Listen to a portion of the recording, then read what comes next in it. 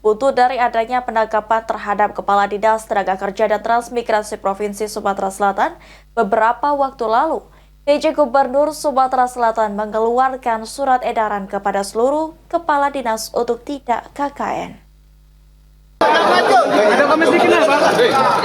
Tertangkapnya Kepala Dinas Tenaga Kerja dan Transmigrasi Provinsi Sumatera Selatan oleh Kejari Palembang menjadi perhatian dari pemerintah Provinsi Sumatera Selatan.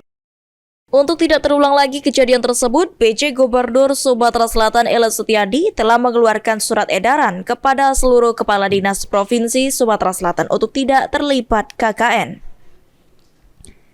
Disampaikan oleh Ellen Setiadi, Provinsi Sumatera Selatan terus memperkuat sistem yang ada sehingga kasus ini tidak terulang lagi ke depannya.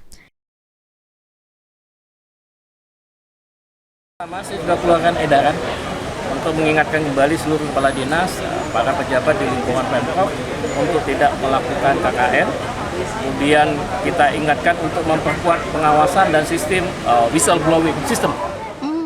Terkait dengan status dari Deliar, Ellen mengungkapkan pihaknya masih menunggu hasil persidangan. Jika nantinya terbukti, maka Deliar bisa dikenakan sesuai peraturan perundang-undangan yang berlaku.